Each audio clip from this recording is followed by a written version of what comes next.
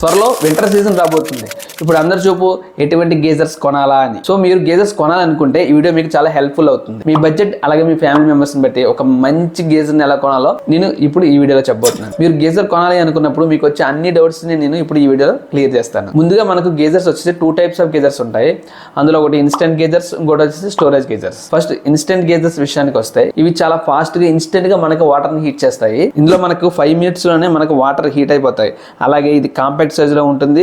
తక్కువ ఫ్యామిలీ ఉన్న వారికి ఇది సూట్ అవుతుంది అన్నమాట. అలాగే వీటి కెపాసిటీ విషయానికి వస్తే 1 లీటర్ నుంచి 6 లీటర్స్ వరకు అయితే అవైలబిలిటీలో ఉంటాయి. అలాగే వీటి ప్రైస్ విషయానికి వస్తే 1500 నుంచి స్టార్ట్ అయ్యి 4000 లోపే ఉంటాయి. అంటే స్టోరేజ్ గేజర్స్ తో పోల్చుకుంటే ఇవి చాలా తక్కువకే మనకి అవైలబిలిటీలో ఉంటాయి. అలాగే ఇది పవర్ విషయానికి వస్తే 3 కిలో వాటర్ పవర్ మీద ఇది రన్ అవుతుంది. సో దీని పవర్ యూసేజ్ అయితే తక్కువగానే ఉంటుంది. దీనివల్ల మన కరెంట్ బిల్ కూడా తక్కువ వస్తుంది. కానీ మన ఇంటికి పవర్ కెపాసిటీ ఎంత ఉందో ముందుగా మనం చెక్ చేసుకోవాలి. అది ఎలా చెక్ చేసుకోవాలంటే మన కరెంట్ బిల్ మీద ఎంత కిలో వాటర్ పవర్ అనేది మనకి అక్కడ మెన్షన్ చేసి ఉంటుంది. ఒకసారి చెక్ చేసుకోండి. ఎందుకంటే ఇక్కడ కెపాసిటీ తక్కువ ఉందనుకోండి, మీరు ఇన్స్టెంట్ గేజర్ ఫిక్స్ చేసినట్టయితే మీకు పవర్ లో ఫ్లక్చువేషన్స్ అయితే రావచ్చు. పవర్ లో ఫ్లక్చువేషన్ అయితే వచ్చి ఫీజు పోవడం ఇలాంటివి జరుగుతాయి అన్నమాట. అలాగే ఇన్స్టెంట్ గేజర్స్ కి ఇంకొక మైనస్ పాయింట్ ఏంటంటే షవర్స్ యూజ్ చేసే వాళ్ళకి ఇన్స్టెంట్ గేజర్స్ అనేవి అంతగా సూట్ అయితే అవ్వవు. ఇప్పుడు స్టోరేజ్ గేజర్స్ విషయానికి వస్తే ఇందులో 2 రకాల గేజర్స్ అయితే మనకి అవైలబిలిటీలో ఉంటాయి. అందులో మొదటగా వర్టికల్ గేజర్స్, రెండోది హారిజాంటల్ గేజర్స్ అన్నమాట. మామూలుగా మనందరం వాడేది వర్టికల్ గేజర్స్ అన్నమాట.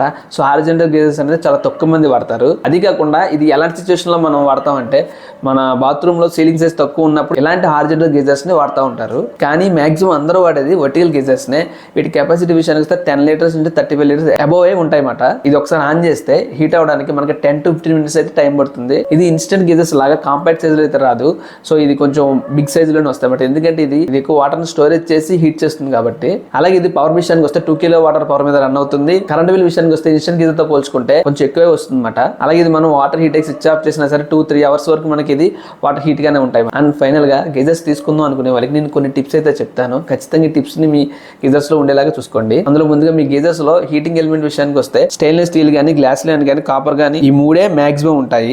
ఈ 3 ఏదైనా తీసుకోవచ్చు. కానీ మీకు సాల్ట్ వాటర్ ఎక్కువగా ఉన్నట్లయితే ఇక్కడ మీరు గ్లాస్ లైన్ నే తీసుకోండి, కాపర్ మటుకు తీసుకోవద్దు. నెక్స్ట్ 3 stars కన్నా ఎక్కువ రేటింగ్ ఉన్న గేజర్స్ నే తీసుకోండి.